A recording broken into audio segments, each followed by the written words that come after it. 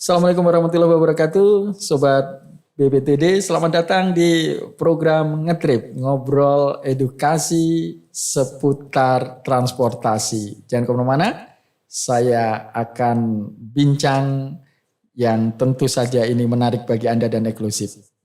Salam Ngetrip dan salam BPTD 17.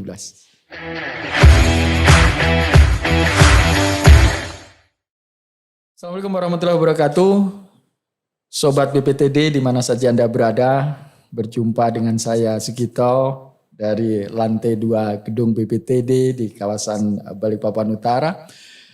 Tentu hari ini kita akan mencoba membedah kaitan dengan tupoksi, tugas pokok dan fungsi serta tanggung jawab BPTD. Kita tahu bahwa BPTD adalah Balai Pengelola Transportasi Darat wilayah 17 Kaltim Kaltara, karena memang di Indonesia ada 25 BPTD dan di Kaltim Kaltara itu yang 17. Di studio Ngetrip sudah hadir narasumber yang kita akan membedah sehingga Sobat BPTD nantinya akan dapat mengetahui tugas-tugas yang dilakukan oleh bintang tamu yang satu ini. Saya perkenalkan, beliau adalah Dailamianus Esos MAP atau biasa disapa Pak Dai di internal BPTD wilayah 17 Kaltim Kaltara. Beliau sehari-harinya menjabat selaku Kepala Subbagian Tata Usaha. Kita sapa. Apa kabar Pak Dai? Baik. Sehat walafiat Pak Dai? Sehat, amin. Tampaknya tugasnya juga cukup banyak. Persepsinya tata usaha dianggap remeh-temeh. Sebenarnya tugas tata usaha selaku Kasubag Tata Usaha ini apa saja Pak di BPTD 17 Kaltim Kaltara? Kalau kita sudah mendengar Kaltim Kaltara, coverage area atau daya jangkaunya begitu luas. Nah, Pak Dai bisa jelaskan tugas dan fungsi Subag TU itu sendiri Pak? Baik, terima kasih Pak Gito yang saya hormati. Assalamualaikum warahmatullahi wabarakatuh. Salam sejahtera untuk kita sekalian. Memang kalau kita berbicara terkait dengan tata usaha itu seperti yang disampaikan bahwa ngurusi surat menyurat gitu ya. Orang hanya ngurusin surat menyurat saja. Iya. Ataupun cuman kepegawaian. Namun ternyata di ketatausahaan ini sangat luas lah bagi kita. Tentunya kalau kita berbicara di dalam suatu organisasi atau kantor, tata usaha itu kalau kita bicara itu adalah suatu dapur lah. Dapurnya ya Pak sebenarnya ya. Ya untuk mengolah berjalannya suatu kantor atau organisasi atau instansi. Nah, kalau kita berbicara terkait dengan fungsi dan tugas dari tata usaha, ada beberapa kegiatan yang memang menjadi tupoksi dari kita di tata usaha. Yang pertama adalah terkait dengan penyusunan rencana, program dan anggaran. Ya. Nah, itu yang salah satu tugas pokoknya. Jadi anggaran juga masuk domain Subag Tata Usaha ya Pak ya? Tata usaha lah yang nanti sebagai leadingnya lah untuk mengumpulkan kegiatan-kegiatan rencana program di masing-masing seksi maupun ketatausahaan dari suatu organisasi. Ya. Kalau kita melihat Pak perencanaan keuangan misalkan, apakah itu rencana anggaran perusahaan sebenarnya ya?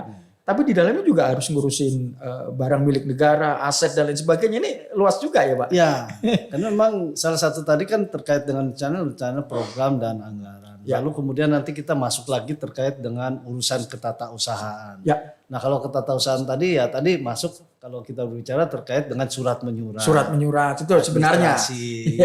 Pengelolaan dokumentasi. Ya. Nah itu kalau bicara seperti itu. Kemudian yang lain-lain misalnya urusan rumah tangga. Nah urusan rumah tangga tadi ya salah satunya tadi BMN. Karena dia mengurus barang-barang milik negara, aset, barang-barang persediaan.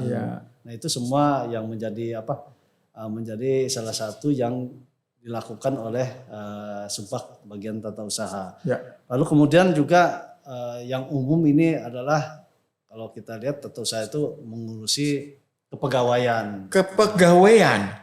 Berarti Pak fokus juga pada persoalan SDM. SDM betul. Baik itu nanti mutasi, kenaikan pangkat dan lain sebagainya. Itu semua kita. Apakah Bapak memiliki semacam key performance indicator atau KPI sehingga ada parameter untuk menilai SDM masing-masing pegawai itu, Pak? Kita sudah mempunyai ditetapkan terkait dengan SKP-nya, sasaran kinerja pegawai. Sasaran kinerja pegawai namanya ya di internal BPTD Pak ya. Di internal BPTD maupun di seluruh ASN lah. Jadi ASN semua mengacu pada itu. Jadi masing-masing pegawai kita dia harus membuat SKP-nya untuk 1 tahun ke depan. Nah, dari hasil itu nanti itulah akan kita lakukan penilaian terhadap masing-masing pegawai untuk kinerjanya. Oke, berarti Pak parameter itu akan bisa melihat juga apakah Pak Dai selaku Kasubag TU ini bisa melakukan the right man on the right place begitu? Apakah ada kebijakan yang lain begitu setelah ada penilaian parameter itu? Betul. Nanti kan selain dari tugas kita juga nanti terakhir adalah kegiatan kita melakukan evaluasi. Nah, evaluasi. Nah, di evaluasi itu nanti akan kita lihat apakah masing-masing SDM kita ini sudah mempunyai tempat yang sesuai untuk mereka duduki. Ataupun nanti kita akan melihat apakah kebutuhan organisasi itu memerlukan orang yang bagaimana dengan jumlah SDM kita yang terbatas. Nah, itu yang juga memang perlu menjadi problem kita. Ternyata tidak dipersepsikan atau stigma yang ada muncul bahwa tata usaha itu hanya ngurusin surat menyurat, terus hanya berkutat pada persoalan-persoalan yang administrasi. Ternyata lebih dalam ya Pak ya. Betul. Jantungnya tata usaha ini ternyata juga menentukan sumber daya manusia. Betul. Artinya Pak kalau kita melihat human capital strategic atau menciptakan bahwa manusia atau human-nya itu atau SDM-nya itu adalah modal, itu juga menjadi penilaian setelah parameter itu dilakukan Pak ya? Betul. Dijalankan oleh masing-masing pegawai misalkan. Ya, jadi nanti Pak Dai akan tinggal melihat dan mengukur sehingga human capital-nya ini orang ini cocok di sini dan lain sebagainya. Nanti kan kita juga sambil melihat sesuai dengan kita melakukan analisis beban kerja, kemudian analisis jabatan dari masing-masing pegawai yang bersangkutan. Sudah pas ataupun memang perlu dilakukan pembinaan dan lain sebagainya. Peningkatan kualitas dari SDM itu. Tapi jauh dari like and dislike ya Pak ya? Jauh dari situ. Makanya kadang-kadang teman-teman berpikiran ini kok terlalu ini gitu kan. Berpikiran terlalu negatif terhadap sesuatu perubahan. Padahal di dalam kita melakukan mutasi ataupun hal yang lain sebagainya kan kita ingin melakukan penyegaran. Refreshing ya Pak ya. Supaya orang tidak jemu di satu tempat. Itu salah satunya. Kemudian juga kita ingin memberikan pengalaman lah bagi teman-teman di bidang lain. Jadi tidak hanya terfokus pada satu satu tempat saja. Sebenarnya itu bagian dari rolling ya Pak ya. Pertukaran sehingga nanti kapasitas akan bisa bertambah. Sehingga nanti bisa mengetahui lebih besar dan syukur-syukur nanti akan jenjangnya terus naik jadi kepala BPTD Pak ya. Betul Pak. Jadi teman-teman sudah paham. Tidak hanya paham di satu sisi saja. Jadi semua.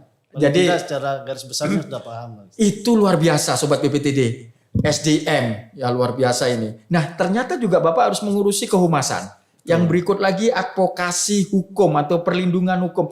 Ini bagaimana Pak cara mengatasi dan membagi waktu Pak Dai selaku Kasubag TU sendiri? Ya di kita kan sudah kita bagi sesuai dengan jabatan fungsional masing-masing pegawai. Nah, nanti di masing-masing pegawai kita berikan beban tugas sesuai dengan jabatan yang ada. Nah, disitulah nanti karena kita di Subag itu kan tidak ada kepala seksi dan sebagainya. Jadi kita hanya memberikan jabatan penuh itu sebagai koordinator untuk bertugas mengelola masing-masing jabatan yang ada. Misalnya kehumasan hukum, ketatausahaan, kepegawaian. Jadi artinya Pak Dai punya semacam daily monitoring ya Pak ya. Jadi monitoring harian, apa yang sudah dilakukan dan lain sebagainya sehingga itu nanti akan bisa memutuskan sesuatu dan itu menjadi kebijakan untuk kepentingan BPTD wilayah 17. Sangat berat Pak ya tugas Bapak. Sebenarnya berat, tapi ya kalau kita jalankan dengan Iya. ikhlas ya. Oke, tapi karena ikhlas bahwa bekerja itu juga sudah apa ya Pak ya bagian dari kenikmatan sehingga itu dilakukan ya Pak ya. Pak, apa sih sebenarnya fokus utama dari Kasubag TU di dalam membawa BPTD 17 ini agar on the track begitu Pak? Di tahun 2023 ini mungkin target utamanya. Target kita ingin berharap bahwa BPTD ini kan kedepannya mempunyai kualitas lah di dalam meningkatkan pelayanan kepada masyarakat. Nah kalau kita berbicara kualitas tentunya juga kita tidak lepas bagaimana kita harus meningkatkan jumlah SDM kita Jumlah yang SDM, mempunyai kompetensi.